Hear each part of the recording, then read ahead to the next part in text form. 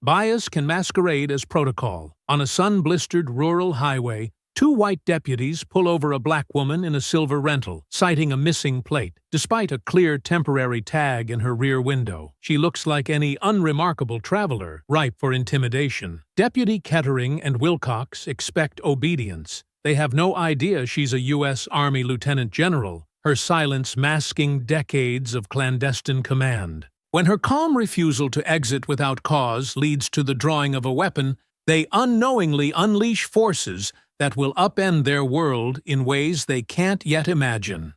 Before we go any further, comment where in the world you are watching from, and make sure to subscribe, because tomorrow's story is one you don't want to miss. The narrow road unspooled like an old ribbon laid out across the belly of the countryside, framed on either side by tall grass swaying in the breeze and leaning wooden fences that hadn't been repainted in years.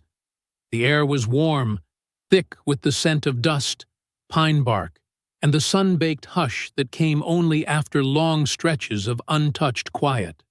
Lieutenant General Ayanna Trask, dressed in civilian clothes and seated behind the wheel of a silver rental car, watched the landscape with a gaze trained not by curiosity, but by habit, her eyes always moving, always measuring, always 5 seconds ahead of anything that might require a response. She wore no uniform today. No ribbons, no insignia, no visible rank, only a plain charcoal blouse buttoned to the collar, dark slacks neatly pressed, and a black wristwatch that kept to Eastern Standard Time no matter what road she was on. Her posture was upright, but relaxed, her body language composed with the kind of deliberateness that came from decades of silent command. On the seat beside her, resting against a slim leather folder, was a sealed envelope stamped with a federal routing label. The contents weren't dramatic, a post-briefing summary, an internal update, but the weight of that document wasn't in the paper. It was in the room it had come from, a soundless vault of stone and steel where surveillance programs were discussed without names, and foreign ops were debated by people who would never be asked to explain them. She had just left such a place that morning. She'd flown in, driven the route herself without aid or driver, attended the meeting without fanfare, and said only what needed saying. There were other officers, uniformed and upright, who spoke more freely, eager to add to the conversation. Ayanna didn't need to. The moment she leaned forward in her seat and made her point, everyone else stopped talking. Now the sun rode high behind her, casting elongated shadows across the fields as the land stretched outward in both directions, empty and unconcerned. It was beautiful country in its way, wild and unhurried, but to Ayanna it was also the kind of terrain that demanded something quieter than caution, something like readiness. She had moved through combat zones that felt more predictable than places like this, where the wrong glance or the wrong tone could turn into something far heavier than what was written in any law book. It wasn't war she anticipated out here. It was the fragile discomfort of unacknowledged power.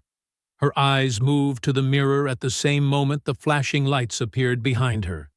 Red and blue, reflexively rhythmic. A sheriff's cruiser eased into view, close enough now to cast a pulse across the interior of her car. There was no siren, no sudden bark of the speaker, just the unmistakable request for her to pull over. Without speaking, without shifting her expression, Ayanna clicked on her blinker and brought the car down to a steady glide, steering it carefully toward the gravel shoulder where the roadside gave way to tall weeds and the skeletal remains of an old fence post. She placed the gear in park, turned off the engine, and lowered her window halfway before placing both hands squarely at the top of the steering wheel. She didn't reach for her bag, didn't search for paperwork, didn't twist in her seat to look behind her. Not yet. She waited, letting the wind carry the buzz of insects through the open air, listening for the rhythm of boots on gravel. 2 doors shut in near-perfect unison behind her. Then came the footfalls, They approached slowly. One figure cut left, the other right, each flanking her vehicle with the kind of choreographed ease that came from repetition, not training. The first deputy, a broad-shouldered man with a closely shaved head and mirrored sunglasses, walked with a forward tilt to his frame, as if he wanted each step to announce more than his uniform already did. The second deputy, leaner, stayed a few feet back on the passenger side, watching, listening. He didn't speak, but his presence was measured, less brash but no less assured. The first deputy rapped twice on the glass with the knuckle of his index finger. Not hard enough to startle, just enough to make it clear that patience would not be part of the exchange. Ayanna turned her head toward him, keeping her hands still. Her expression was unreadable. Not indifferent, just composed. He leaned slightly toward the window, his sunglasses masking his eyes. License and registration. His voice was flat, impersonal. Not impolite, but far from courteous. She met his tone with one of her own, evenly measured and stripped of anything that could be mistaken for fear or defensiveness.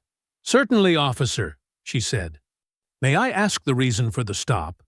He hesitated a beat longer than protocol called for, his mouth shifting slightly before he answered. "You're missing a rear plate." Ayanna's eyes didn't waver. "This is a rental," she replied. "There's a valid temporary tag affixed to the inside of the rear window." The man didn't turn to check. He didn't ask for clarification or glance toward the glass. Instead, he straightened just slightly and responded in the same flat tone, now shaded with an edge of indifference. "Still required to be mounted visibly. That's the law." Her voice didn't change. "You're welcome to confirm the tag, officer. It's clearly displayed." The second deputy shifted closer to the passenger side, hands resting on his utility belt. He still hadn't spoken, but the air around them changed. It didn't hum with urgency. It slowed, like tension gathering weight. "You local?" the first deputy asked, voice tighter now, the question abrupt. "No," Ayanna replied, her gaze still steady on him. "I'm passing through." "Where you headed?" he asked, the rhythm of the exchange no longer routine. She paused just long enough to emphasize calm without appearing hesitant. "I'm returning to Virginia." "That's a long drive," he said, his tone flattening again, less curious than confrontational. She inclined her head slightly, the answer quiet, direct. "Yes, it is." The silence that followed felt deliberate, as if he were waiting for something she hadn't offered. An explanation, an apology, a shift in her tone. When none came, his expression hardened into something colder, and the pause that followed was no longer professional. It was personal. "Step out of the vehicle," he said finally, the words coming slow, stripped of courtesy. Ayanna did not move, only turned her head slightly as if to make her next words clearer. "Officer," she said, her voice as steady as before, "I'm exercising my right to understand the reason for being asked to exit the vehicle. If possible, I'd like to speak with a supervisor." That request landed like a stone dropped in a quiet room.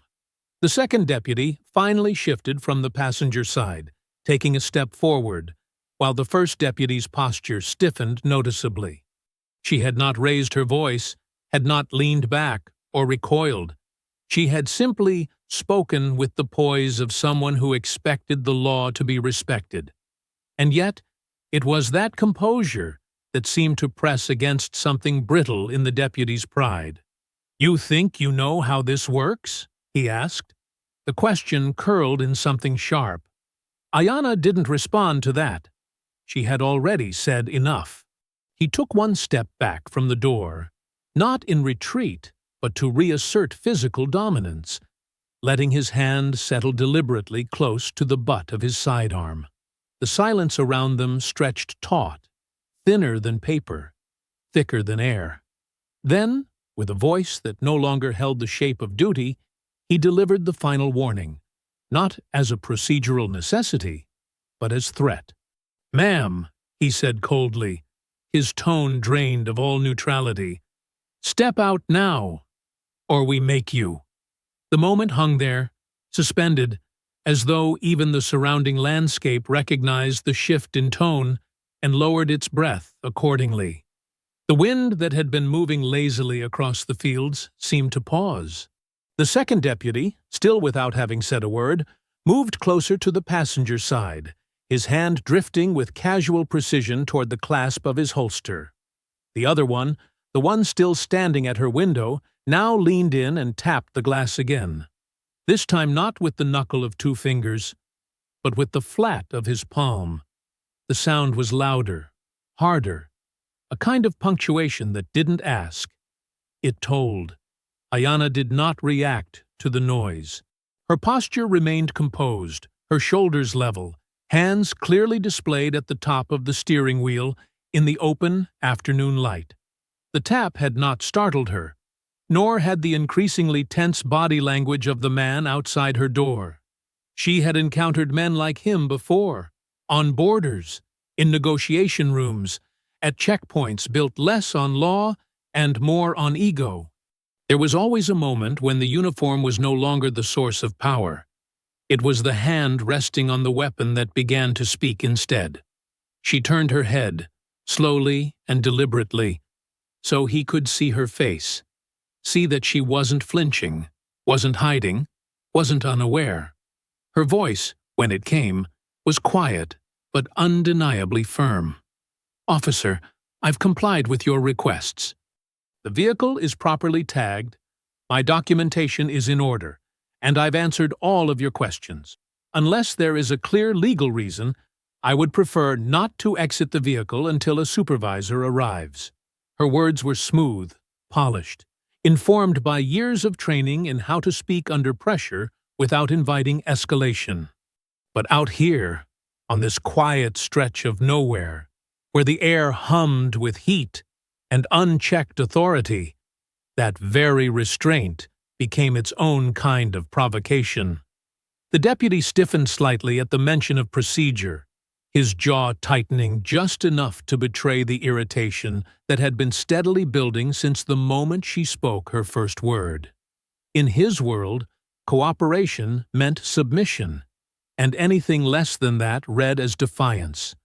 She hadn't shouted, she hadn't resisted, but she hadn't folded either, and that was more than enough to press his pride into action. "You're being uncooperative," he said, stepping back just far enough to unclip the strap across his sidearm. The motion was practiced and fluid, not rushed, not reckless, but unmistakable in its intent.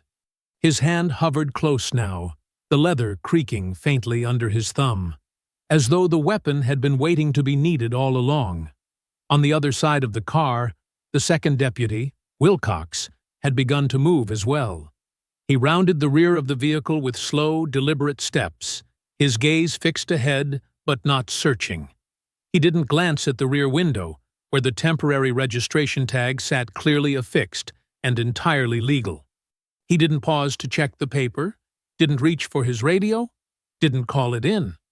Instead, he moved into position just behind her driver's side door, flanking his partner like a man who had done this routine enough times to know what came next. Ayanna didn't move. Her fingers remained still against the wheel, her eyes forward. She didn't plead or argue or escalate, not because she didn't know what was happening, but because she did. This moment was no longer about the tag or the plate or any policy they might pretend to reference. It was about their belief that they could do this, and that she would have no choice but to take it.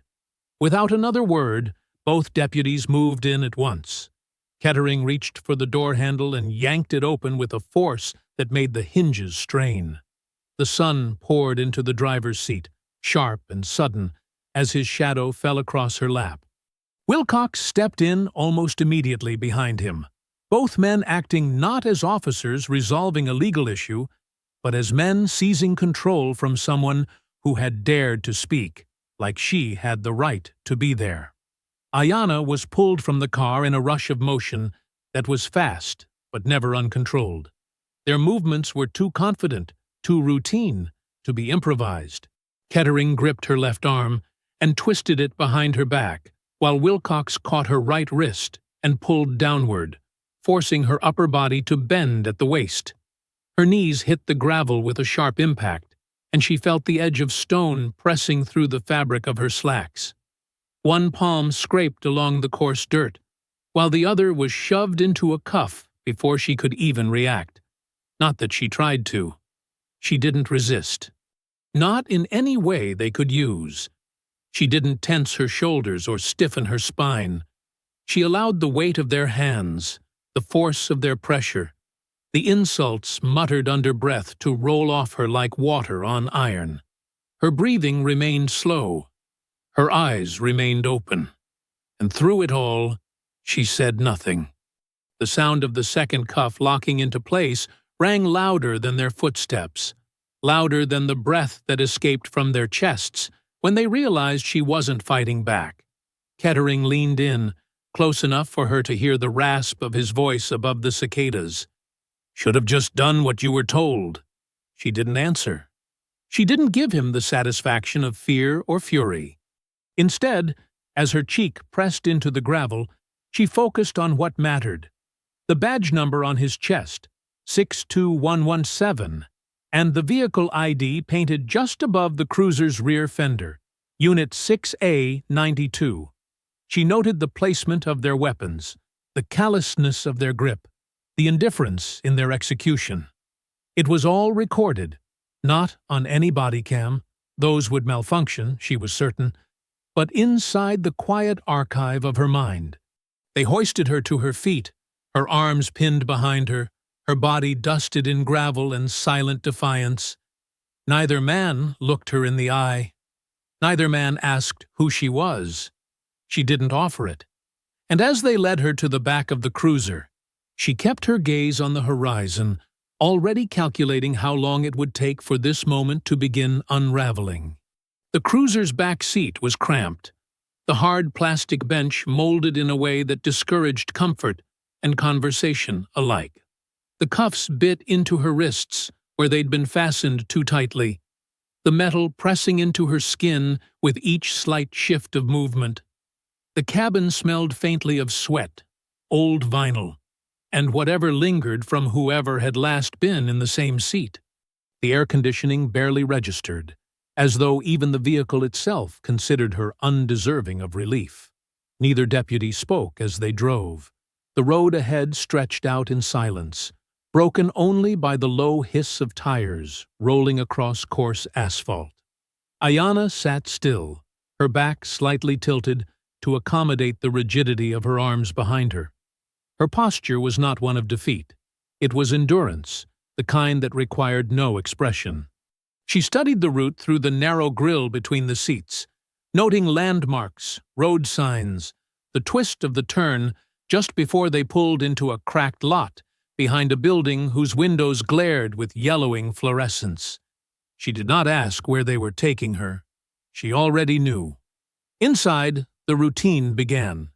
They guided her through double doors with worn blue paint and into a processing area that smelled of aging coffee and industrial floor wax.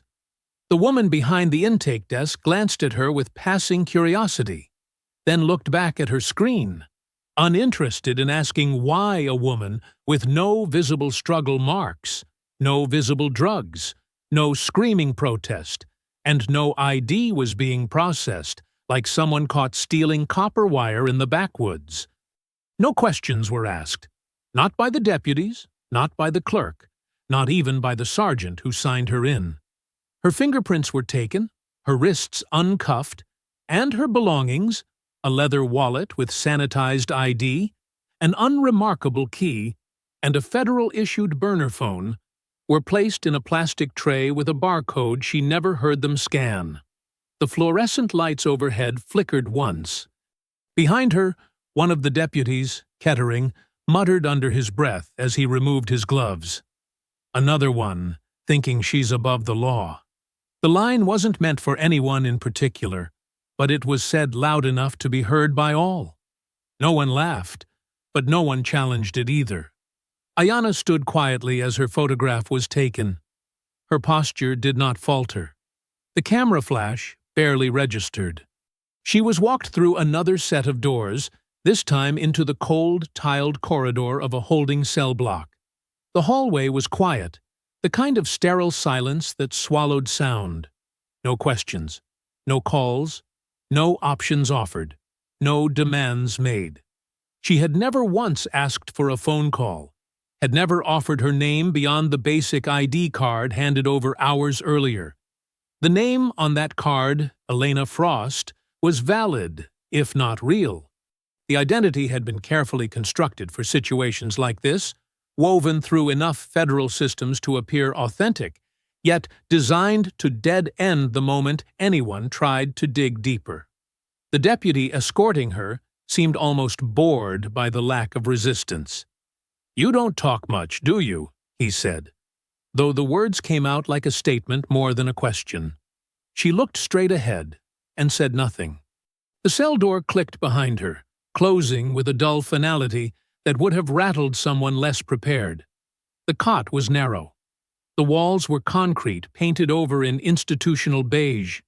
She sat down slowly, hands folded, her eyes not fixed on the wall or the floor, but resting somewhere beyond the room itself. She had spent nights in bunkers without light, nights beneath steel ceilings listening to distant shelling echo across darkened valleys. This was nothing.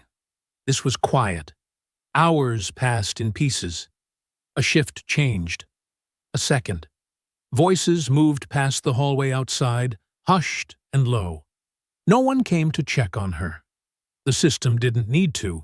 It had done what it was designed to do: process, categorize, and forget.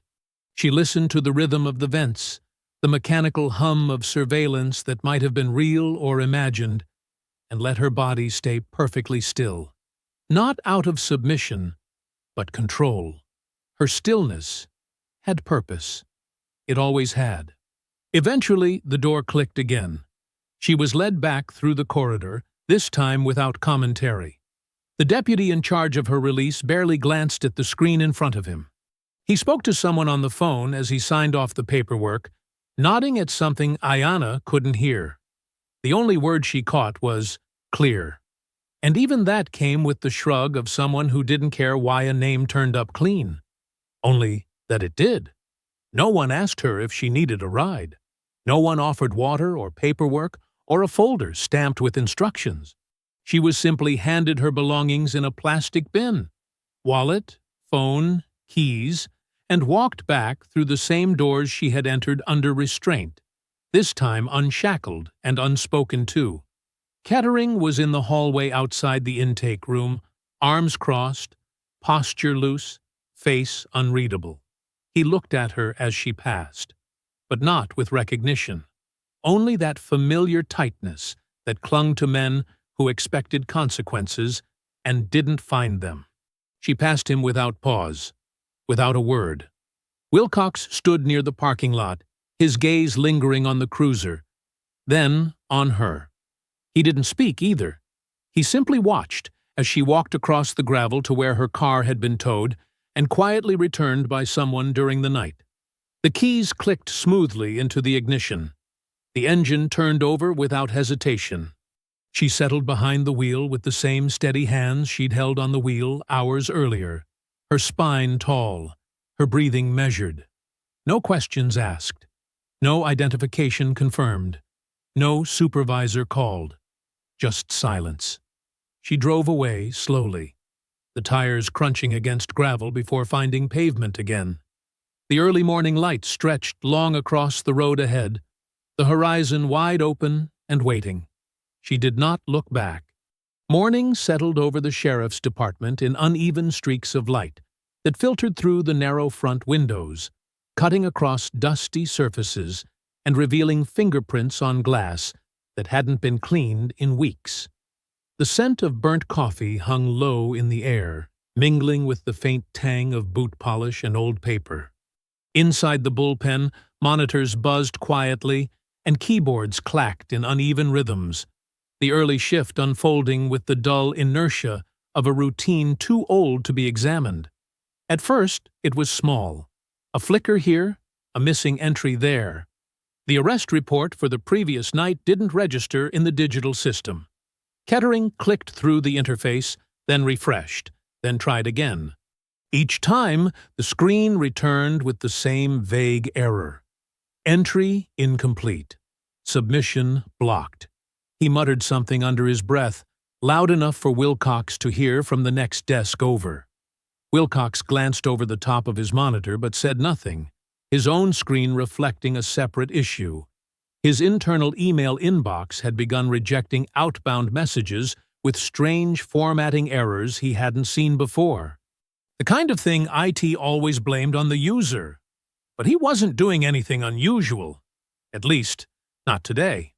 Kettering tried to re-enter the arrest record, this time skipping the incident description altogether and inputting just the basic fields. Time, location, name. The system froze. Then the page blinked and closed itself. "You getting anything weird on yours?" Kettering asked without looking up. Wilcox nodded, though his jaw was tight. "Mine just bounced 3 reports. Not even big ones. Junk files, really." He leaned closer to his screen and squinted at a flagged message. Access denied by external filter, followed by a line of gibberish code that didn't belong to any department protocol. Kettering reached for his desk phone, intending to call records to see if their side had picked up the arrest log, but the line clicked without a ring, then went dead. He put the phone back down slowly. Then he tried again. This time it rang once before disconnecting. "They're updating the system again," he said flatly, not because he believed it, but because saying it out loud gave it shape. Wilcox didn't answer. Across the room, Officer Damon Price entered with a fresh notepad tucked under one arm and a half-empty thermos in the other. He was younger than most in the department, still carrying that quiet balance of alertness and restraint that marked someone still listening more than he spoke. He walked to his desk, nodded to the receptionist, and set the thermos down gently before logging in. His screen flared to life, familiar and unchanged, until he clicked into the report logs and noticed something strange. There was no entry for Kettering's traffic stop from the previous night. Price frowned and refreshed the page. The timestamp should have been there, a standard tag that marked every interaction by cruiser location and officer ID. But the gap was obvious. A blank line where a row should have been, as though someone had started the record but left before saving anything. He double-checked the date, then the vehicle number. Still nothing. He stood slowly, his notebook still unopened on his desk, and made his way over to the printer server in the hallway alcove, where the hard copies were automatically generated for arrest logs once they cleared approval. The machine was running, whirring softly, but when he flipped through the stack in the output tray, there was no mention of an arrest between 5:12 p.m. and 7:02 a.m., a 7-hour blackout. Price returned to his desk and opened a new file on his terminal. He began jotting notes, not on paper, not by hand, but in a quietly encrypted folder tucked beneath a subdirectory most users wouldn't bother looking through. Just observations, dates, names, gaps. He didn't ask questions yet, not aloud. But his eyes scanned the office differently now, catching the way Kettering's brows were furrowed with something less than frustration and something more than technical error. The way Wilcox kept checking over his shoulder, eyes landing briefly on Price before flicking away again. Later that day, Kettering's background check, a routine security update submitted for his participation in a state task force rotation, came back flagged. Not denied. Not rejected. Just paused. Pending verification, it read, followed by a non-local routing number that no one recognized. When he called personnel to follow up, the voice on the other end seemed confused.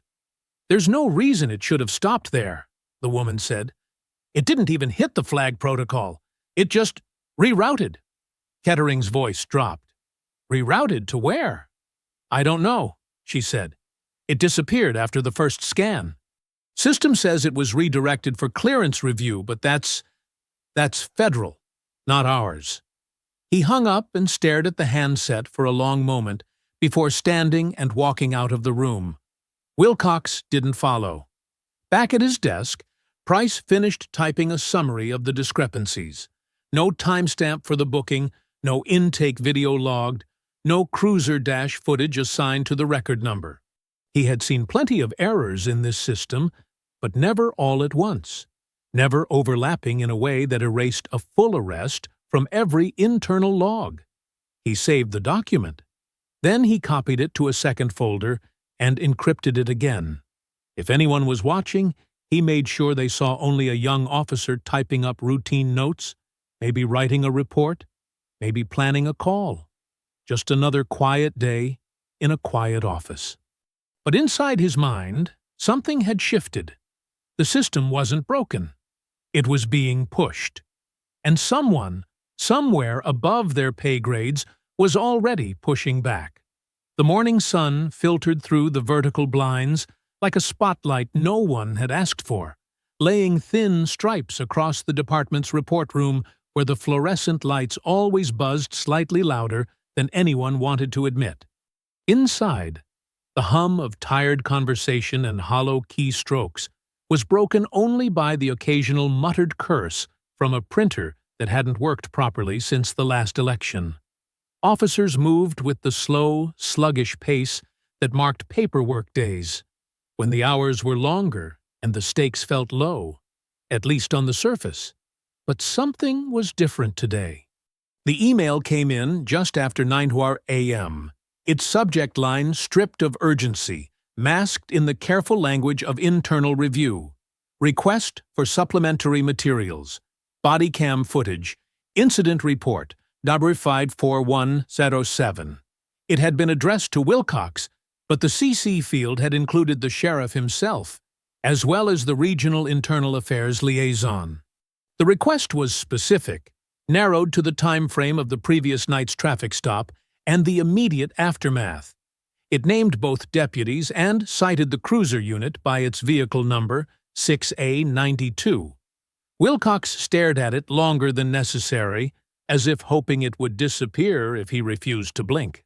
Kettering, already hovering beside him with a paper cup of stale coffee in hand, leaned over and scanned the message quickly.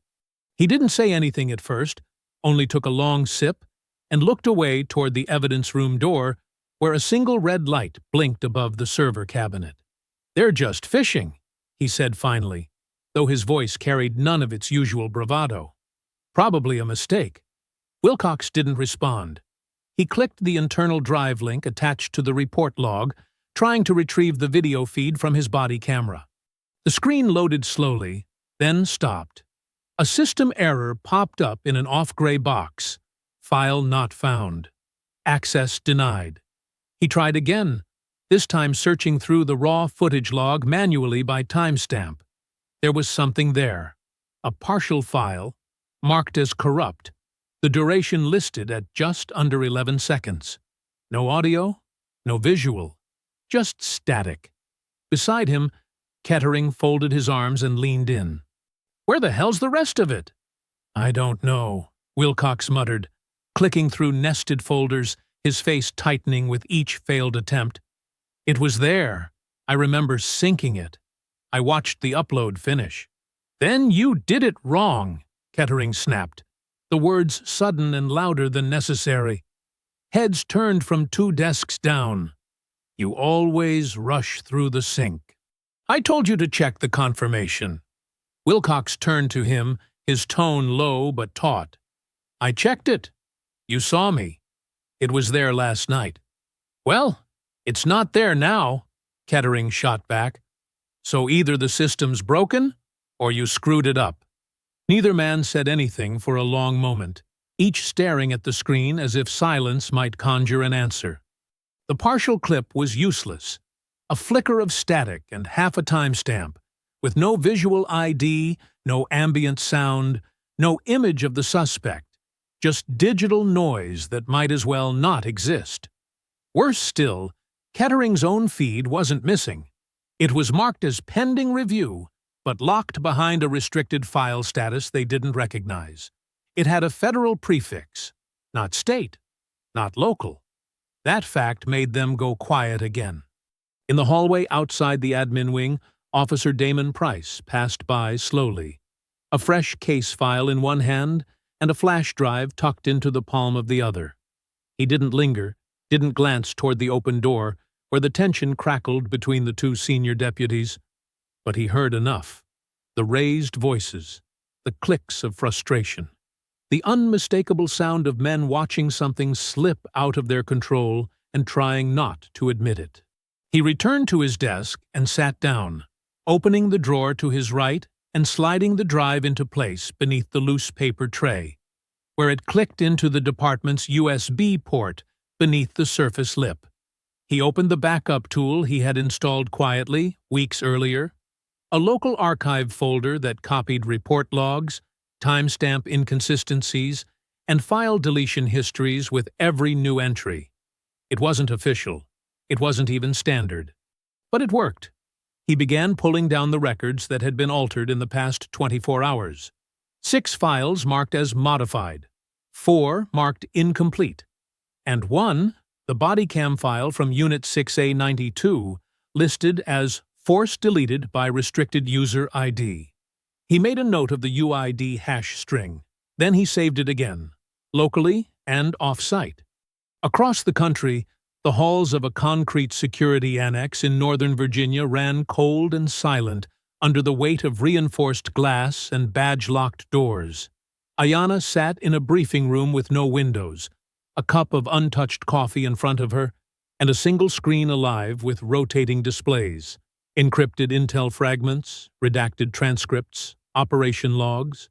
A quiet tone sounded in her earpiece, followed by a 2-word message that scrolled in clean white font across the screen embedded in the wall.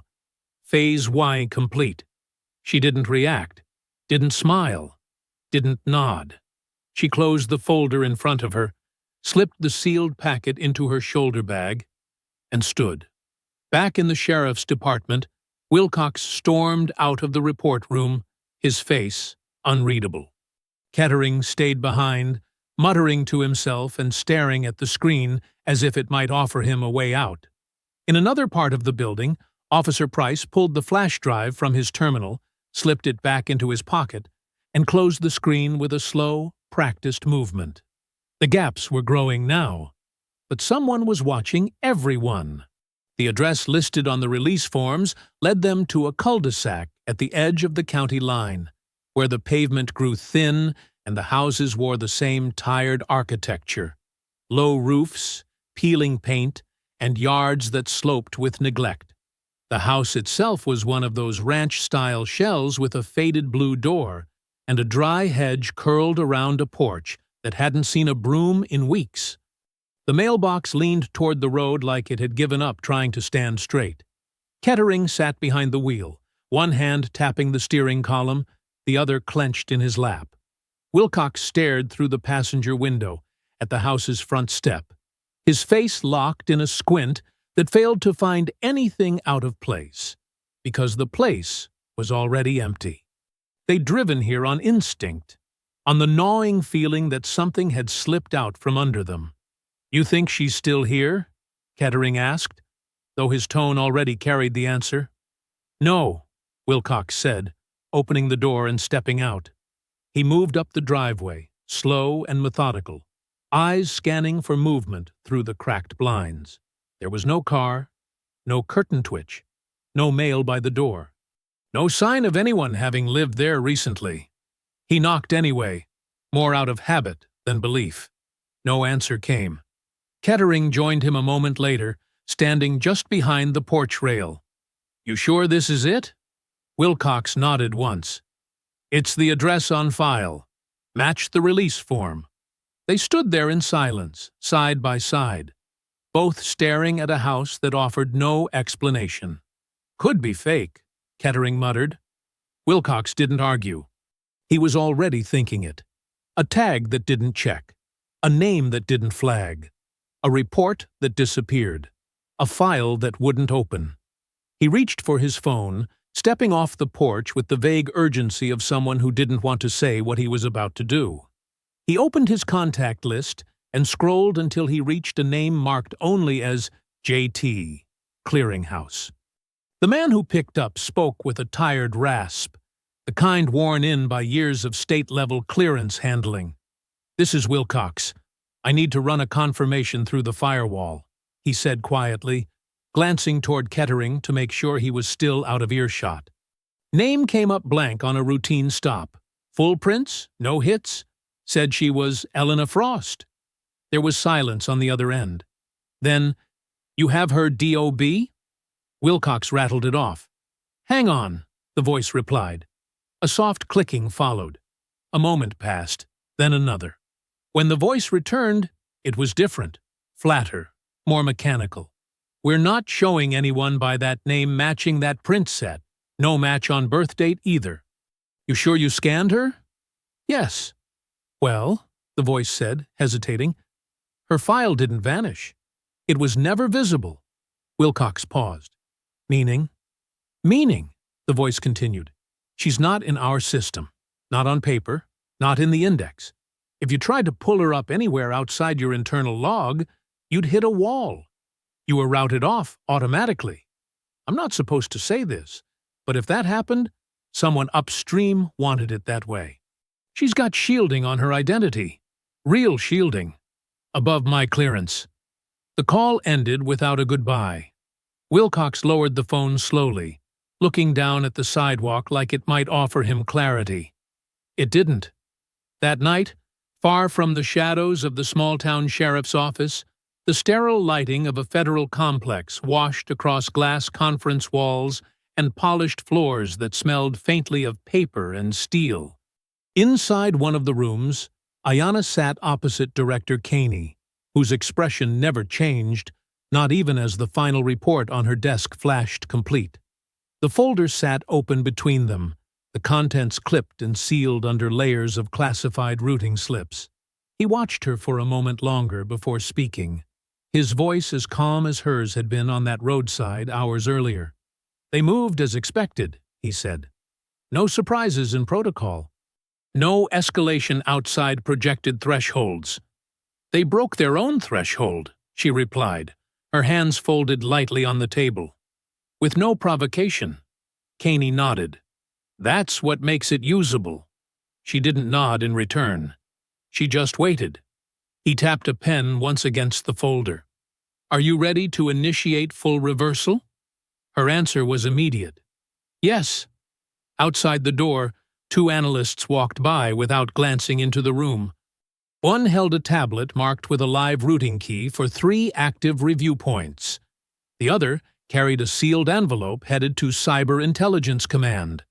Nothing about the room suggested anything unusual was happening.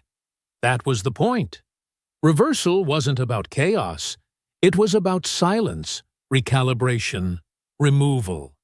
Back in the small county office, Officer Price stepped into the locker room, the buzz of fluorescent lights overhead washing pale across the linoleum floor. His shift was over, but he had lingered, waiting for the night crew to filter out, for the hallway to go quiet. When it did, he opened the top drawer of his locker, checked the inside for tampering, then pulled out a padded envelope that hadn't been there earlier. There was no name, no return label, only the shape of a plastic drive inside. He slit the seal with a key, pulled the drive out slowly, and turned it over in his hand. No markings, no instructions. He slipped it into his backpack, zipped it shut, and walked out the back door without a word. No one saw him go, but someone had made sure the right hands were holding the wrong truths. And the next movement, quiet, exact, irreversible, had already begun. The gravel beneath their tires crunched in long, deliberate rhythms as the cruiser slowed to a stop outside the modest single-story home on the edge of the county. A house so unremarkable in appearance it might have vanished from memory the moment you looked away. The lawn was clean but unkempt, as though trimmed with intention, but not fussed over. No flag on the porch. No decorations in the windows. The kind of house that said nothing about the person inside. And that, in itself, said everything. Kettering turned off the engine and let the silence settle between them. Wilcox didn't reach for the door handle immediately. Instead, he stared at the house, at the drawn curtains, at the porch light that wasn't on, even though the sky was already fading into dusk. They had driven here without a radio call, without a report to justify their visit. There was no paperwork, no summons, just the cold heat of frustration that had been growing since the footage went missing, and the files locked themselves behind restricted access. Neither man had said what they were doing aloud, but both knew. This wasn't about the law anymore. "This her place?" Kettering asked, though the question came from a place of defiance, not doubt. Wilcox didn't answer. He was already opening his door. They stepped onto the sidewalk with the measured confidence of men used to being the ones who made people nervous. Their uniforms bore no fresh dirt, no visible sign of the evening's purpose, but their hands hung close to their belts, and their steps were just fast enough to carry intent. They were 6 feet from the porch when the front door opened. Ayanna stepped outside without a word, her presence immediate and absolute. She wore her full-dress uniform, pressed, precise, unyielding in its authority. The dark green fabric caught the dying light and gave it nothing back. Her insignia was displayed clearly across her chest. Lieutenant General, Army Intelligence Division. The ribbons above it told a deeper story, of campaigns completed, of commands held, of nations crossed under fire and silence alike. She did not raise her voice. She didn't need to. On either side of her stood 2 men in plain clothes, each positioned just a pace behind and half a step out from her shoulder. Their expressions were unreadable, their posture neutral but unmistakably trained. No words came from either of them. They didn't move. They didn't blink. Their silence carried weight. The deputies froze at the base of the porch, Kettering's mouth opening slightly before closing again without a sound. Wilcox's eyes moved first to the men, then to Ayanna, lingering on the bars of her insignia before trailing down to the faint gleam of polished metal above her breast pocket. Ayanna took a single step forward, her gaze level and direct. "This," she said, her voice calm and controlled, "is the last time you come near me." There was no threat in her tone, only a certainty that neither man could mistake. Her words didn't rise. They didn't have to. She spoke like someone used to being heard the first time, like someone who had never needed to repeat herself. Kettering blinked, his fingers curling slightly against his thigh, not from aggression, but from confusion. The woman they had pulled from a car and dragged across gravel was now standing before them, wrapped in a history neither of them had been prepared to confront. Wilcox shifted his weight, his voice finally returning, though brittle and uncertain. This isn't what it looks like." Her eyes didn't move from Kettering. "I know exactly what it is." Behind her, the 2 men remained still. Their silence was more powerful than anything either deputy had brought with them. Wilcox took a breath as if to speak again, then stopped. The moment was already over. Ayanna hadn't invited them here, and now they understood. They hadn't come by their own choice either. The 2 deputies turned in near unison, retreating with steps quicker than their approach. They reached the cruiser and climbed inside without another word. The engine roared back to life, but neither looked back as they drove off into the descending dusk, their headlights throwing long shadows across the road as they disappeared into the distance. Ayanna remained on the porch until the vehicle was gone, her shoulders still, her presence unshaken. The plainclothes agents waited until she turned and re-entered the house before following. Across town, in the quiet corner of a nearly empty office, Officer Damon Price stood behind a closed door, facing an internal affairs officer who barely concealed his irritation. "I'm not sure what you were hoping to find," the man said, tapping the report folder on the table with 2 fingers. "But you triggered a review flag with your access history. Multiple restricted queries. Logs pulled without approval. That's not nothing." Price didn't flinch. He had expected this. "I was verifying inconsistencies," he replied. "The data isn't aligning with our protocols." "That's not your job," the officer shot back. His voice clipped. "And it sure as hell isn't something you do without supervision. You're lucky this is just a written warning." The reprimand was slid across the table, its wording carefully measured to avoid admitting what they both knew. Price had seen something he wasn't supposed to. And now, the department had to mark him as out of line without asking why the line had been crossed in the first place. He signed it without comment, folded the paper, and tucked it into his pocket. As he walked out of the room, he didn't look back. He didn't need to, because while they tried to close the gap behind him, Price was already 2 steps ahead, holding truth they couldn't erase, and following a path none of them could see. Not yet. The next morning brought a tension to the department that no one could name out loud. A shift so quiet it might have been imagined if not for the cold facts stacked inside the system like misplaced bricks. Kettering arrived just after 7, expecting the day to unfold like every other. Log in, clear calls, maintain posture. Instead, his keycard, once dependable, clicked twice against the security pad at the front entrance before flashing red. He tried again, pressing it harder as though the extra force might fix what had already been decided. Still red. Denied.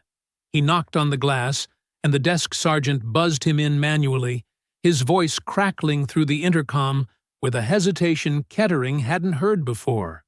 "Might want to check your login when you get in. Systems have been touchy this morning." Touchy wasn't the word for it. At his workstation, the terminal greeted him with a lockout screen.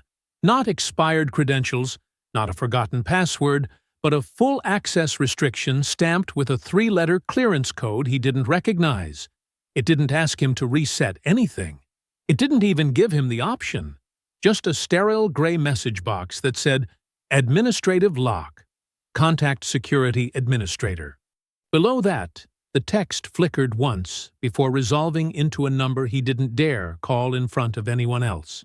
Wilcox walked in a few minutes later, his face paler than usual, the dark circles under his eyes more pronounced.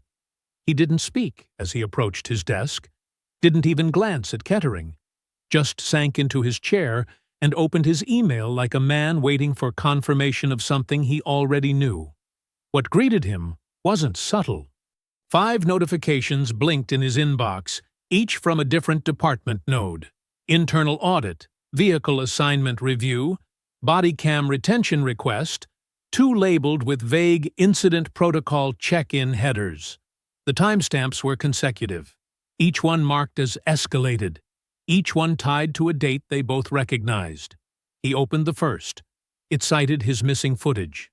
The second requested written confirmation of cruiser location logs.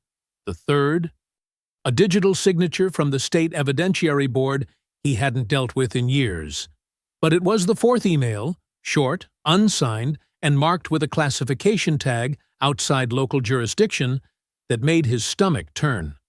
Subject: Asset Tracking Request. Your access has been logged. Internal Integrity Review pending. Do not contact external channels. No sender. No footer. No option to reply. He closed the screen and pushed back from the desk, his chair sliding quietly across the floor, the sound somehow louder than it should have been. Kettering looked at him then, not with anger or confusion, but something far heavier. They weren't losing control. They'd already lost it. The system wasn't responding to them anymore. It was closing in. In a neighboring city, across a layer of bureaucracy thick enough to insulate anything but the most direct assault, a document moved silently between encrypted channels. It bore no department logo, no agency seal. Just a project code name printed in bold, colorless text. SILO, it stood for Strategic Internal Law Oversight, a program that technically didn't exist, at least not in any form available to the public, to the press, or even to most federal staffers. It had been built under the premise that systemic abuse didn't just require exposure, it required removal. Quiet, targeted, unsentimental removal. SILO didn't deliver press conferences or produce viral footage. It didn't engage in lawsuits or trials. It didn't need a courtroom or a news cycle. What it did was simpler.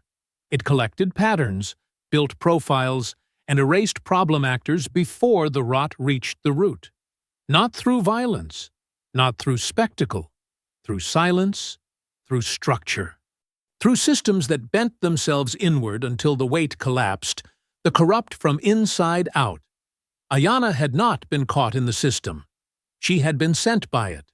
Her profile had been selected months prior. Not because she was a victim, but because she was a weapon already tested in the darkest corners of foreign conflict, repurposed now for domestic calibration. Her rank was only part of her value. Her history, her silence, her restraint, that was what made her useful. She didn't need to be protected. She needed to be unleashed. And now that phase 1 was complete, the full reversal had begun. Not against a department, but against the myth of untouchability. Back at the station, murmurs began to spread. Not about the incident itself. Most didn't know, and those who did weren't asking. But they noticed the small signs. Access logs quietly redacted, memos rerouted to oversight boards no one had heard of before. Kettering's badge reclassified from active to administrative standby. Wilcox had received a phone call that morning from a state oversight agent who refused to identify himself, and only asked one question. "Have you spoken to anyone about the stop?" Wilcox hadn't answered. Not because he didn't want to, but because he understood now that the question wasn't about the stop. It was about the silence that followed it. And silence, in this case, was the loudest signal of all. In a quiet neighborhood across the state line, Ayanna sat alone at a clean desk beneath a window, with the blinds half drawn. The room was unremarkable. White walls, no visible surveillance, nothing to suggest a classified briefing node sat beneath the floorboards. A simple laptop rested open before her, screen split between surveillance logs and real-time procedural updates. A single icon in the corner blinked once, then stilled. She scrolled through a new list of names. None of them surprised her. The system didn't need her to speak. It only needed her to act. And when it had, the ones who thought they could bury mistakes in red tape would finally learn what it meant to be seen by something that never needed to blink. The article appeared with no fanfare, buried beneath stories of citywide budget hearings and a weather update predicting rain that never came. It was published on a watchdog outlet that few outside government circles read, its layout utilitarian, its bylines mostly ignored by mainstream platforms. But for those who knew what to look for, the subtext carried more weight than anything printed in headlines. The headline read, "Quiet Council. Are domestic agencies using military tools in civil oversight?" The opening paragraphs spoke in speculation, not accusation. A string of unnamed sources, references to sealed documents, mentions of strategic frameworks, and oversight mechanisms that blurred the lines between civilian and federal authority. It cited an unnamed program, possibly military adjacent, designed to flag and isolate patterns of misconduct within law enforcement without public disclosure. There were no agency names, no operation codes, no direct claims. But the implication was enough. Those in the know, especially the ones who had once believed themselves untouchable, felt the ground shift beneath their feet. The article didn't scream. It whispered just loud enough to rattle the structure. By midday, the sheriff's department buzzed with tension, not about the content itself. Most hadn't read the article, but about the calls that followed. A state oversight coordinator left a message for the sheriff asking about procedural transparency. A congressional liaison flagged an internal review that had previously been marked confidential. A reporter called Wilcox's personal phone and asked with surgical accuracy, "Did you knowingly violate federal protection parameters during the stop?" Wilcox hung up without answering. Kettering, having been effectively frozen out of his credentials, paced the parking lot in a slow, angry circuit, checking his phone every few minutes as if expecting someone to call and explain what was happening to him. No one did.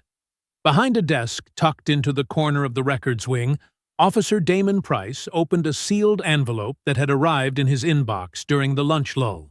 Inside was a note typed on plain cardstock and a folded slip of paper marked Resolution Agreement. There was no signature, only a line at the bottom for his own. The message above it was simple and brutally direct. Drop your inquiry. Stop your downloads. Keep your badge. No questions. Alongside it was a cashier's check made out to him personally. Enough money to buy silence. Enough to suggest someone had read his reports and wanted them to end. Price stared at the check for a long time without touching it. The ink shimmered faintly in the light. His name spelled out in full. The account number blurred beneath the watermark. He folded the paper, replaced it in the envelope, and slid the whole package into his bottom desk drawer, closing it softly. Then he locked the drawer and turned back to his screen. He deleted nothing. On the other side of the country, in a classified annex nestled between rows of secured office spaces and one-way mirrors, Ayanna sat across from a federal liaison, whose name didn't appear on any government roster. The woman's voice was clear, her diction precise, but her questions curved like test wires reaching for exposed circuits. "We've had an inquiry flagged from a House subcommittee," the woman said, "about the program." She didn't use the word silo.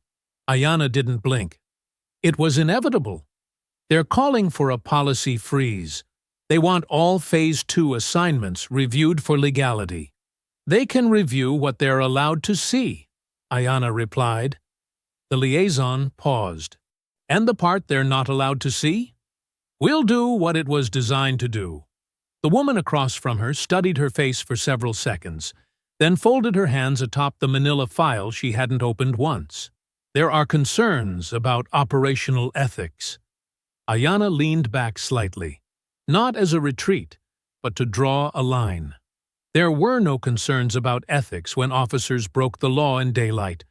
There were no hearings when bodies went cold and files went missing. There was no moral crisis when accountability stopped at the badge. The silence that followed was heavy, but it didn't press against her. It settled instead on the other side of the table. Outside the windowless room, the hallway remained still.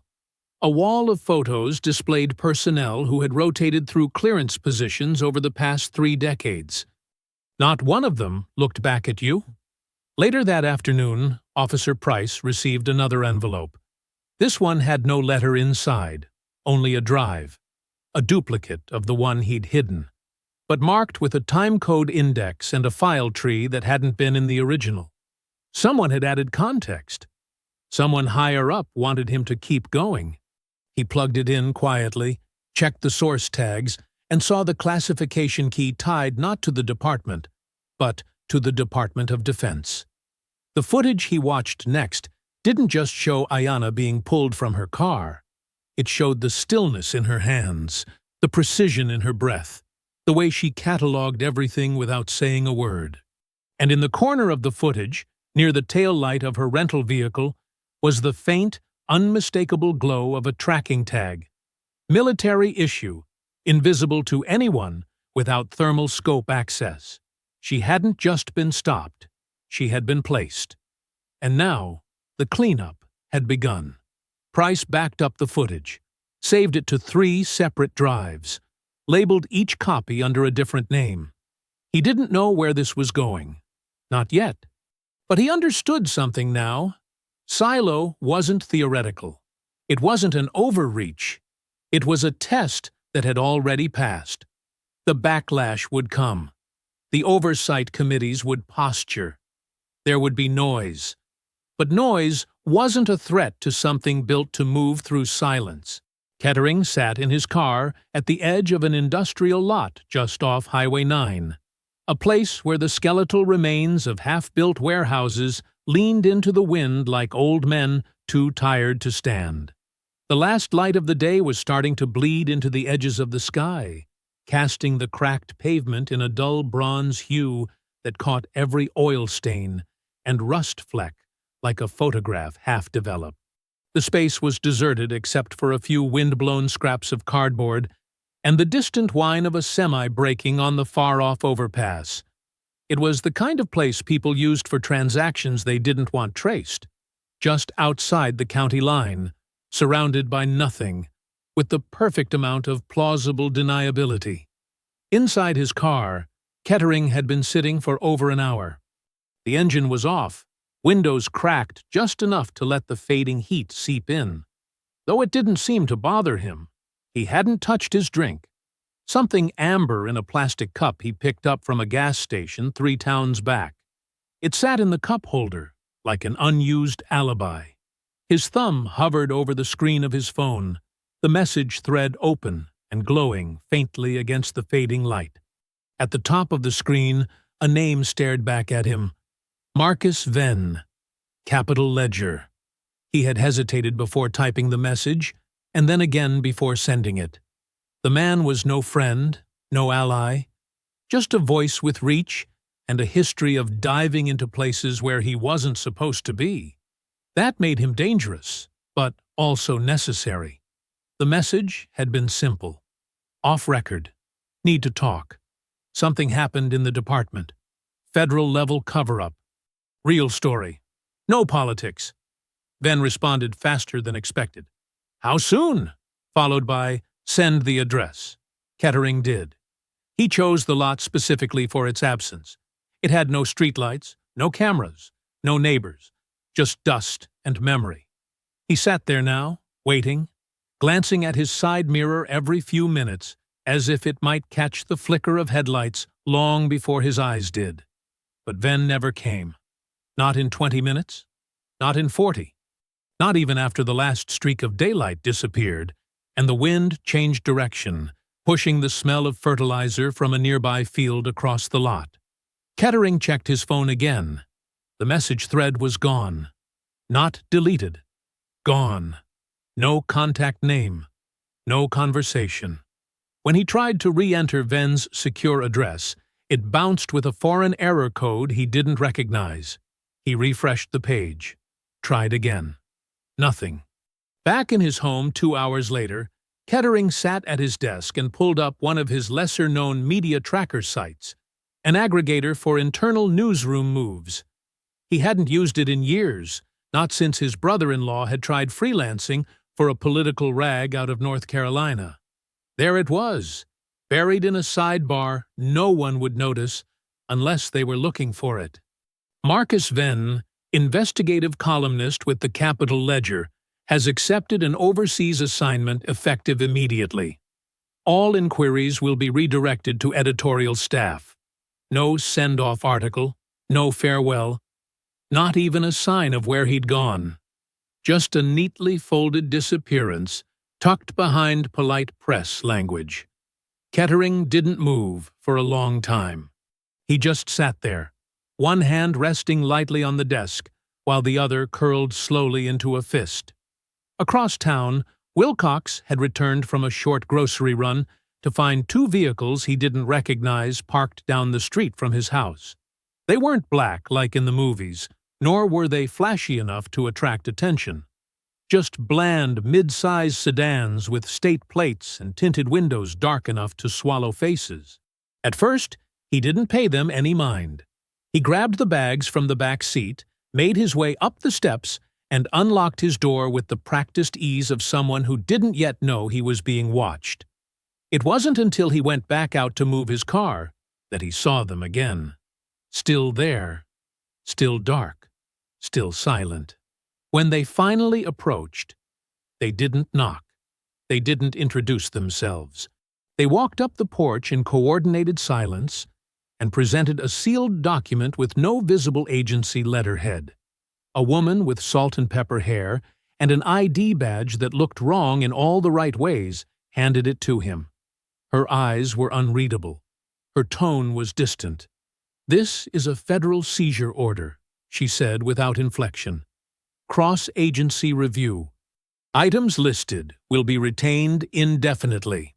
Wilcox read the lines slowly, not fully comprehending until her colleague brushed past him into the foyer without waiting for permission. Within minutes, they had opened drawers, unplugged electronics, and boxed up hard drives and USBs he hadn't used in years. His personal laptop, his backup work tablet, even an old phone from a past assignment, wiped clean, but never thrown out. They didn't explain further. They didn't accuse him. They simply acted the way people do when they don't need anyone else's permission. He followed them room to room, not stopping them, not helping either. When he finally asked what the justification was, the woman glanced at him and offered the same phrase again. Cross-departmental review. No more. No less. That night, Wilcox sat at his kitchen table, surrounded by silence that had once meant privacy and now meant surveillance. He tried logging into his bank account. The error message appeared before he could finish typing his password. Account temporarily frozen. Contact administrator. When he called the helpline, a cheerful automated voice informed him that an internal audit was underway, and further access would require clearance he no longer had. The moment the call ended, the silence settled deeper. A kind of stillness that made even the humming of the refrigerator feel accusatory. At the same hour, in a secured facility several states away, Ayanna Trask stepped into a briefing room where the air felt vacuum-sealed and sterilized. The walls were lined with embedded monitors, soundproofed against external frequencies, and backed by reinforced material not listed in any contractor blueprint. There was no insignia on the walls, no digital log of who came and went, and no cameras within sight. The men and women who passed through here were documented only by memory, and even that could be stripped if necessary. She was already dressed in the same sharp uniform she had worn in combat zones, the silver of her insignia glinting beneath the recessed ceiling lights. Director Reed waited by the table, tall and spare, wearing the kind of suit that said more about silence than status. He nodded to her once, then gestured to the folder resting near the center of the table. She approached, opened it, and scanned the contents without asking for context. She didn't need any. Phase 2 is cleared, Reed said simply. 3 new sites. They want anchors by the end of the quarter. Ayanna's gaze never left the pages, but the temperature of her presence seemed to shift, settling into something sharper, more directed. Understood, she replied. We'll need embedded analytics within 2 weeks. No contact logs, nothing traceable. Reed closed the folder for her and slid it back toward the center of the table. You'll have it. They've already greenlit expansion in Dade, Owensboro, and Tenley Park. We're building the structure. They want someone who's been proven. Ayanna looked up then, the faintest flicker of satisfaction breaking through her composure. We're not just proving anything anymore, she said. We're executing. The lights above didn't flicker. The screens around the room didn't shift. But something in the air tightened, as if even the walls were holding their breath. She walked out of the room without waiting for further instruction. In her office, under another name in another building, Ayanna pulled up a database marked only with a rotating cipher. It took 3 levels of biometric clearance to access. When it opened, a fresh list of names appeared, cross-indexed with internal affairs, complaints, video footage, suppression records, and disciplinary patterns that hadn't triggered external scrutiny. It was a graveyard of second chances, every name an echo of power abused under the assumption that no one was listening. Ayanna scrolled slowly. She didn't need to read their histories. She already knew how every story ended, and she had just written the next chapter. Kettering woke before the sun, not because he had somewhere to be, but because his body had already begun standing watch, its tension rising in the silent hours while his mind chased shadows. The air in his bedroom was still, weighted with that faint metallic scent of overworked electronics, machines that had been left running overnight, humming softly as if they too were on edge. The glow of his desktop tower, usually steady and reassuring, pulsed like a signal waiting for acknowledgement. But as he crossed the room and reached for the mouse, the monitor stayed black. He jiggled it once, then again, but nothing changed. With a furrowed brow, he crouched to press the power button. The screen flickered briefly, a flash of static that bled into nothingness. A dull whine from inside the casing was the only reply, like the last breath of something that had quietly died hours before. He turned toward his laptop next, trying to rouse it from sleep. Nothing. Not even the faint click of a hard drive waking. When he opened the lid, the screen remained blank, as lifeless as the air around him. His breath caught in his throat as he looked to the shelf beside his desk. The burner phone, the encrypted USBs, even the backup drive he hadn't plugged in since January. They were all dead. No lights, no reaction, no trace of life. This wasn't a power surge or faulty wiring. It wasn't random failure.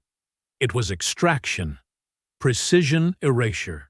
The kind of wipe that left no mess, no clue, and no hope of recovery.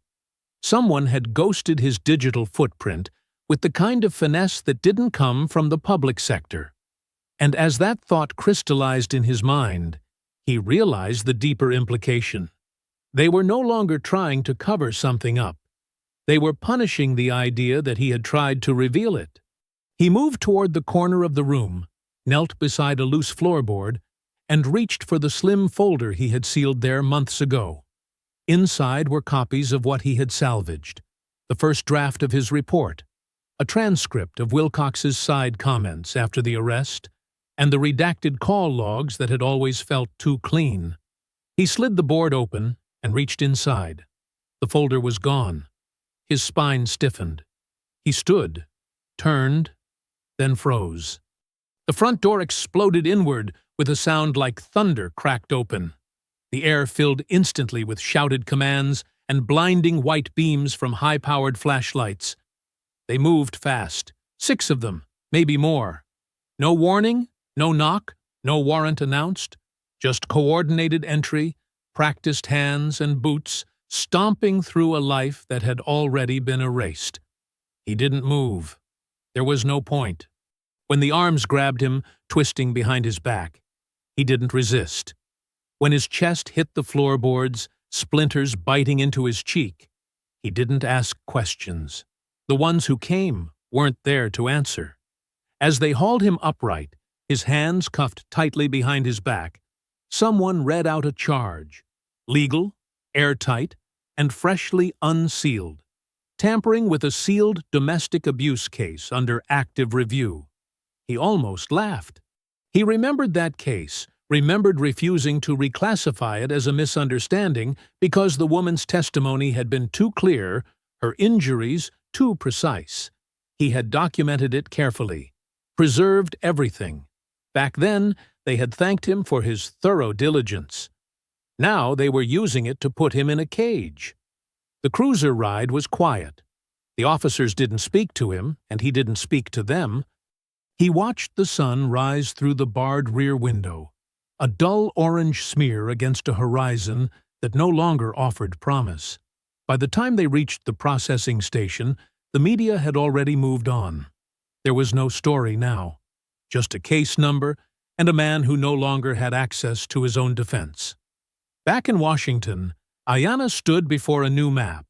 3 new cities, Dade, Owensboro, Tenley Park, each marked with a soft digital pulse, each with files already logged under code names and internal flags. Reed had delivered on his promise. Now it was her turn to deliver on hers. She made no announcement, filed no official memo. She simply reactivated an old algorithm, one originally designed to hunt foreign terror cells that had morphed into domestic indicators after too many incidents ended in silence. The same system that had once mapped IED zones in Fallujah now scanned data points pulled from obscure complaints, internal officer reviews, traffic stop patterns, and coded language in precinct memos. And somewhere deep in that system, another name surfaced, another target who didn't know they'd already been chosen. Ayanna didn't react. She logged the timestamp, ran a secondary review for flags, and closed the file. The operation was no longer about what had happened to her. It was about what couldn't happen again. The sun had not yet risen over the sleepy county line when the official notice was quietly posted on the internal department bulletin board. The language was sterile, nothing more than a timestamp, a badge number, and a brief line that simply read, Deputy Martin Wilcox, status, inactive, effective immediately. No press release followed. No official briefing gathered the ranks. There was no morning address, no hallway whispers beyond those that carried their own weight in silence. Wilcox's locker had already been emptied by the time most of the department arrived for the early shift. The door stood ajar, cleaned out so completely it seemed he had never been there at all. A uniformed courier, one no one could place, and who wore no insignia save a faint patch with a security barcode, signed for the contents without exchanging more than 2 words. He left through the back stairwell without ever glancing at the front desk. By the time the sun reached its full height in the sky, Wilcox's name had vanished from the digital duty roster. His credentials, badge number, clearance level, network access, showed as deactivated, not suspended, not under review, just erased.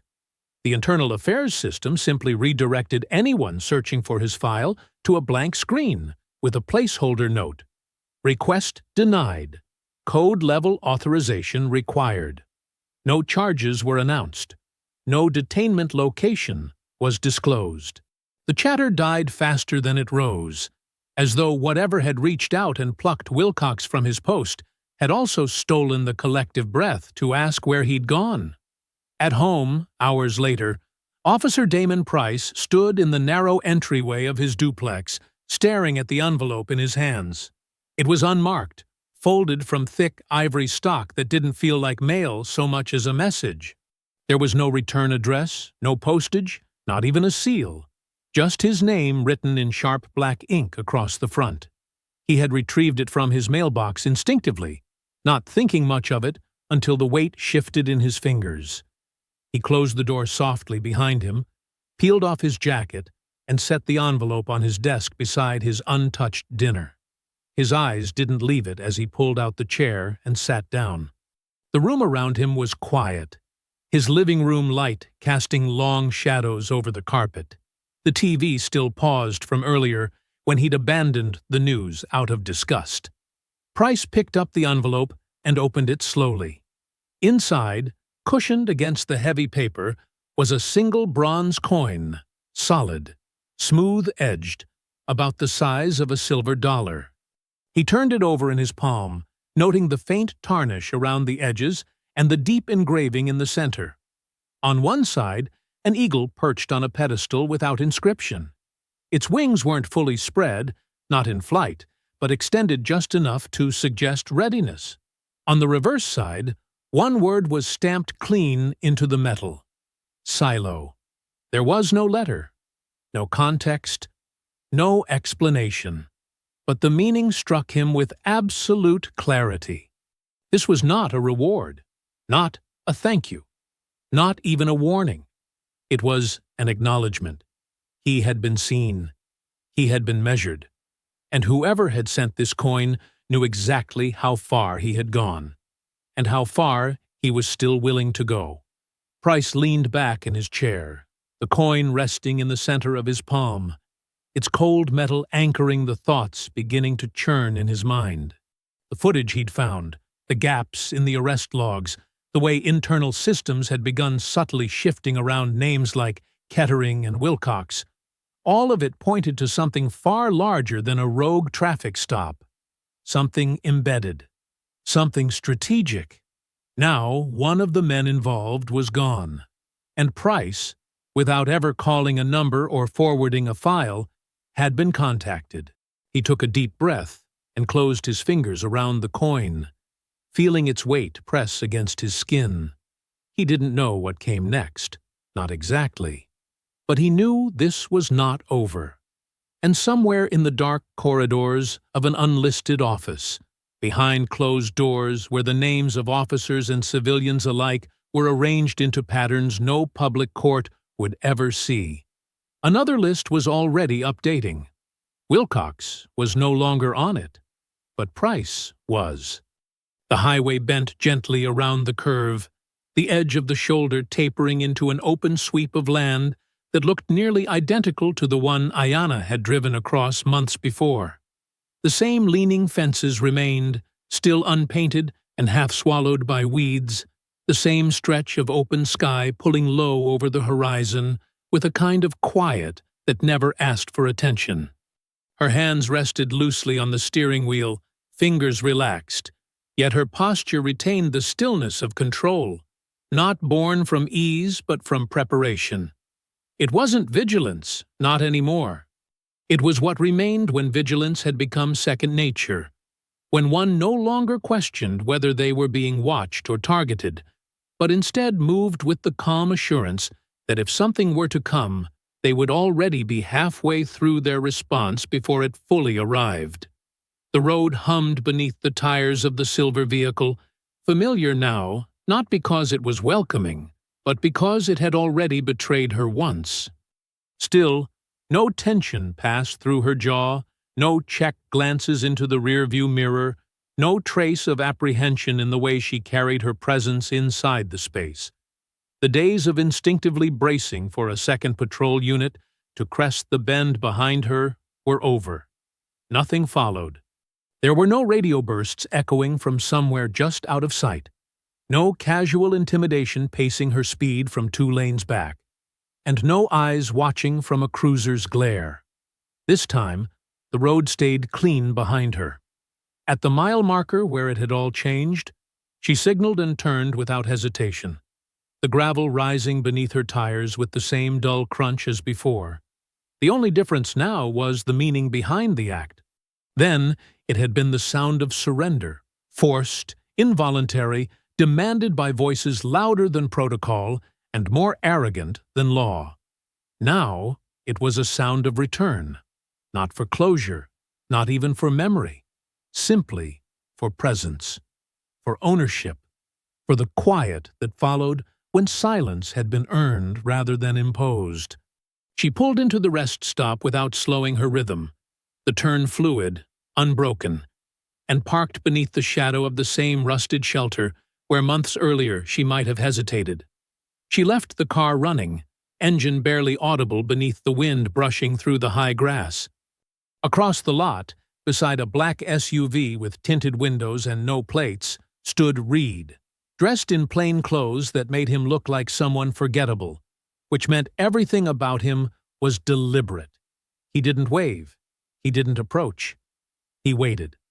Ayanna exited the car, her steps measured not in urgency but in exactitude, a precision of pace that spoke of someone who never once believed her job ended at a desk.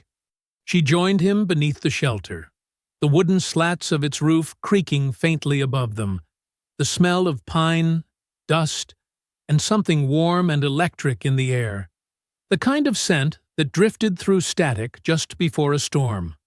Reed didn't look at her when he spoke. His gaze remained fixed somewhere on the horizon, as if watching for a pattern only he could detect. "You're still the best field star," he said, voice low but certain, not out of formality, not even out of flattery, but as a fact handed down like any other detail in the chain of operation. Ayana did not smile. There was no satisfaction in her reply, only clarity. I know.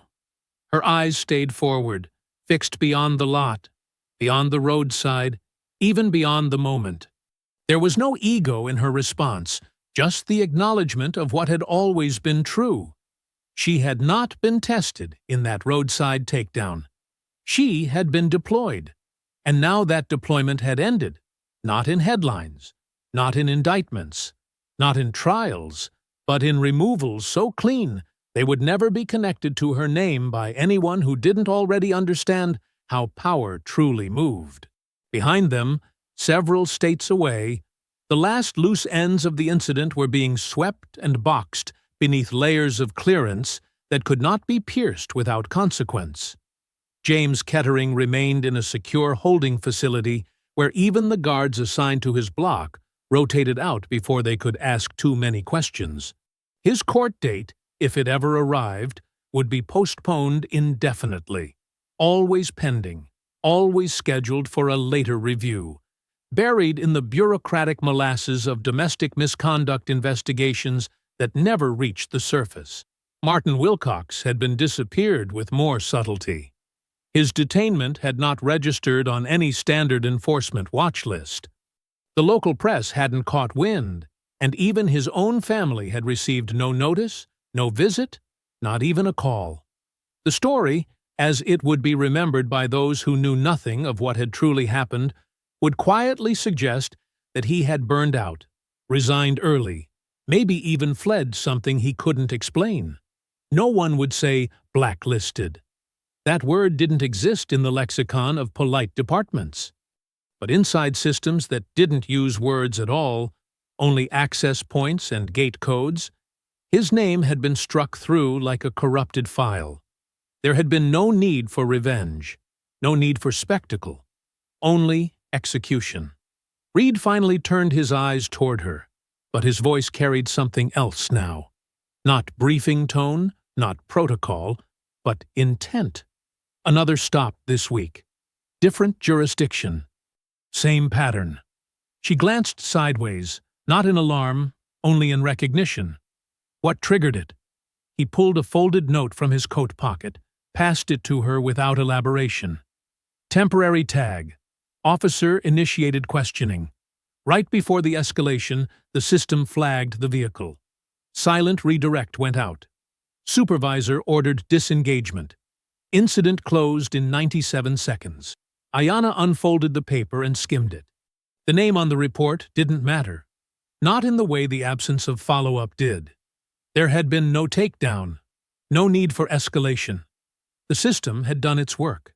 Quietly, precisely, without needing her presence. Marine Corps analyst, Reed added. Wife and child in the car. Never even realized how close it came. Ayana nodded, her fingers pressing the edge of the paper once before folding it again and sliding it into her jacket.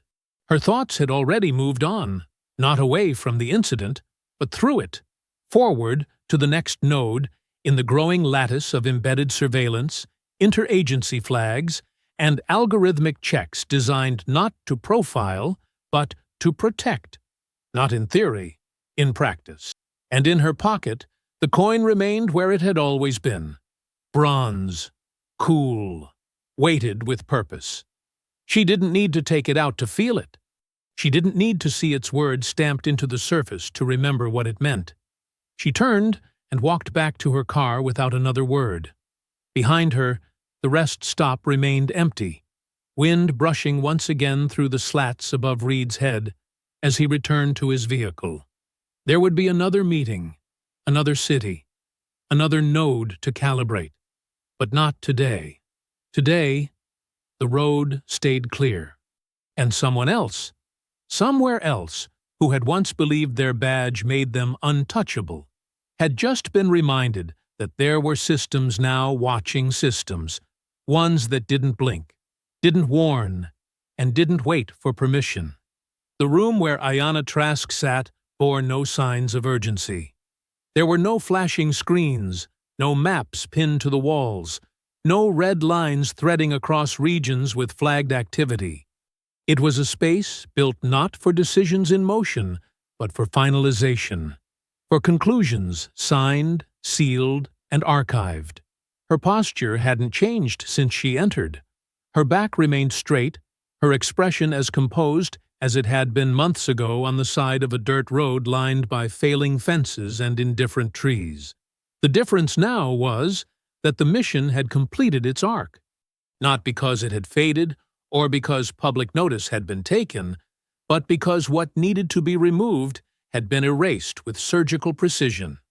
On the polished surface before her rested a single black-bound notebook. She opened it slowly, flipped to the final page, and wrote the last line of the operational log in clean, slanted script. No embellishment, no commentary, just a timestamp, a location code, and 2 initials. Then, without ceremony, she closed it, securing the elastic around its cover with a deliberate movement that felt more like a gesture of respect than closure. She rose from the chair, tucked the notebook into a case that matched nothing else in the room, and walked toward the exit without a single glance backward.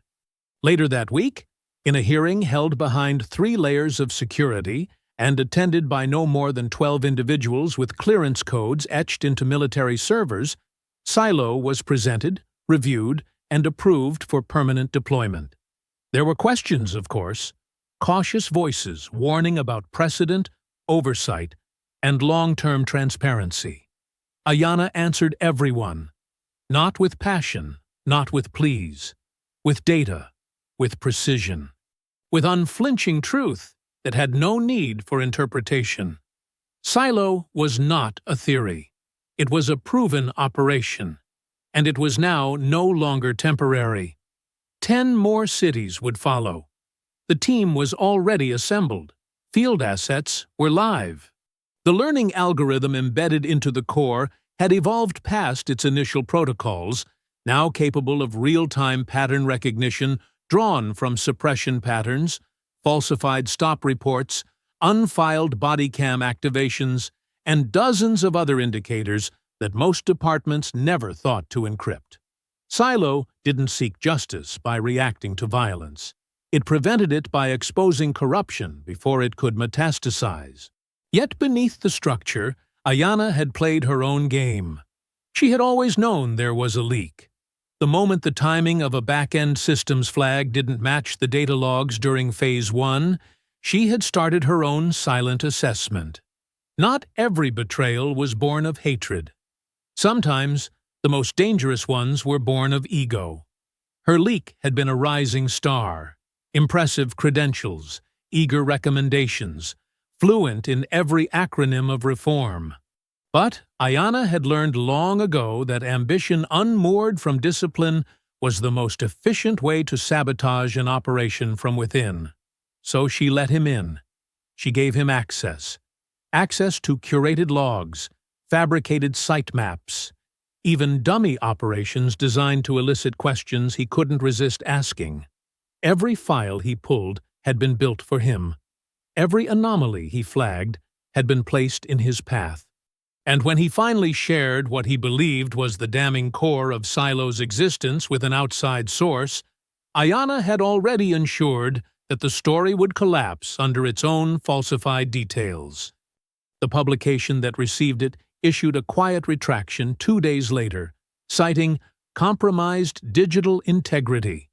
Now, standing in the corridor outside the Pentagon's Secure Records Wing, the man who had once believed himself a whistleblower stood flanked by 2 agents in tailored suits, without visible weapons. His face was pale, his shoulders drawn tight. Not because he feared exposure, but because he had just realized the scale of her foresight. She approached without haste, her footsteps quiet, precise. When she stopped before him, she didn't gloat. She didn't raise her voice. Her tone was even, her gaze calm. "Silence is the strongest signal," she said, her words landing with the gravity of a completed sentence, rather than the opening of a debate. He opened his mouth to respond, but whatever words he might have offered died in the air between them. She turned before the agents did, not bothering to watch his removal. She didn't need to. His exit had been written before he even entered the program. She returned to her office in a building whose signage had changed 3 times in the last month, entered through the side entrance using a biometric panel that only activated for a precise sequence of pressure and timing. Inside, her desk was empty save for the notebook she had carried with her since the beginning. She placed it gently into a locked drawer, turned the key, and then opened her terminal. A new dashboard had appeared, one that didn't exist yesterday. 10 cities, 3 already live, 7 more greenlit. The screen showed no names, no faces, just coordinates and patterns. Outside, the sun had risen fully, casting gold and silver reflections off the rows of glass facades that lined the federal district. Ayana stood at the window and watched as a bird flew low across the avenue, cutting a diagonal line of movement that no one noticed below. Behind her, the system was already scanning a new report. Somewhere in another jurisdiction, another badge had crossed a line it thought invisible. But the invisible lines were the ones CeeLo traced with surgical clarity. Ayana Trask had written the first chapter. Now, she simply turned the page. I hope you enjoyed that story. Please share it with your friends and subscribe so that you do not miss out on the next one. In the meantime, I have handpicked 2 stories for you that I think you will enjoy. Have a great day.